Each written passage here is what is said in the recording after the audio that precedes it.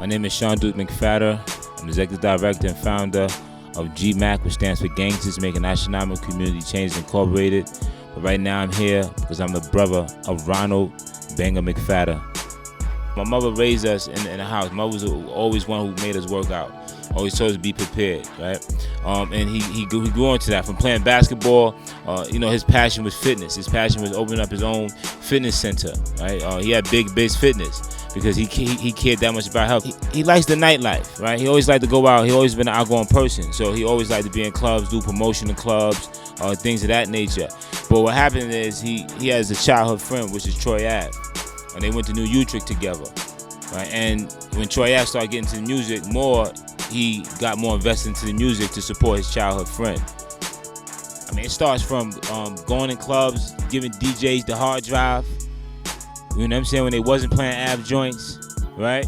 To giving out flyers, to giving out CDs, right? This is what he did.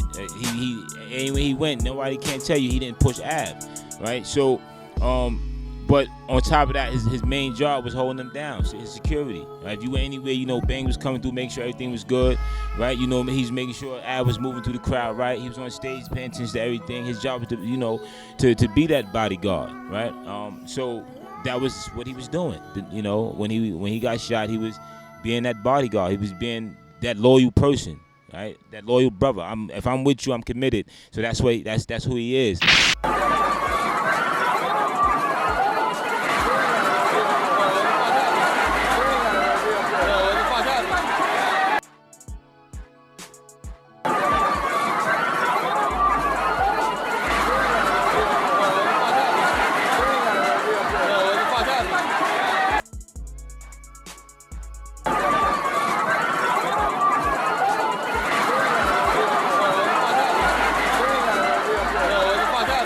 The night it happened, somebody called me, right in the midst of the melee. The call I got, I knew my brother was dead. Yeah, because when you in these streets and you see somebody shot, you know death when you see it. When he was shot, somebody called me like, "Yo, your brother was shot," and they called me back and it's like, "Yeah, he's gone." So I ain't get no information yet, but I know my brother was dead inside of that spot. So when I was at Beth Israel, they told me he was not in there, and started asking me for my ID. Who you look for? I said, I'm looking for my brother. When I gave my ID, they told me, what's your date of birth and where you? Hold on, you didn't even verify. You told me you don't even know if my brother's here. So why you want to know who I am, right? You gotta identify him, right? But you asking all this information about me, and then, we'll go check. We don't know. And they went to the back, and we waited a couple of minutes. It was me, one of the good brothers from Guns Down, Jimbo, and Erica Ford, and we just walked to the back. And we walked to the back. I see a bunch of police detectives in a room, and I see a body laying there. And I walk in like, is this my brother? Oh, you get out of here! You can't come here. What you mean I can't come here? Ask y'all a question. This is my brother. They wouldn't let me, so I had to make listen, man. Don't touch me. Walked over, still body. I saw a piece of my brother's arm. Right? That's how I identified my brother. I saw a piece of his arm. And they still didn't let me pull his sheet off. I didn't need nothing after that because I know my brother's arm. Right? I'm talking about just a small piece, the heaviness of his arm. So then they made us leave. My mother eventually got to the hospital and they wouldn't let her see. They said he has to be identified by the medical examiner. This is his mother. How's the medical examiner? You're going to do fingerprints, and his mother's not going to say that's my son if that's not my son. Right? So we had to get calls made. The hospital said he wasn't there. The detective said he wasn't there. Then the detective said we couldn't see him. A whole bunch of stuff happened. So there's a lot of wrong that happened to us just in the fact of identifying our brother. There was articles up about him before we even identified him. So there's a lot of things that really mess with us in regards to just being able to get through that first night of seeing our brother and knowing that he was dead. The media's biggest misconception about my brother was that he was just an average Joe, angry dude, a felon. They didn't know him. They quick to hear a scenario and try to dehumanize our people. They're trying to dehumanize us. They're trying to take away the sensitivity of it for people who hear about something that happens when one of us is shot down, right? By talking about some negatives, right? But when somebody dies, we got to change the narrative and start talking about the positives, right? I mean, no, they just automatically put out, the first thing they put out was that Troy Ave shot my brother. It's the first thing they put out, and he shot himself, and where you get that from? Who said that? Right? Right? He was beefing with Mano. I saw Mano at the hospital too.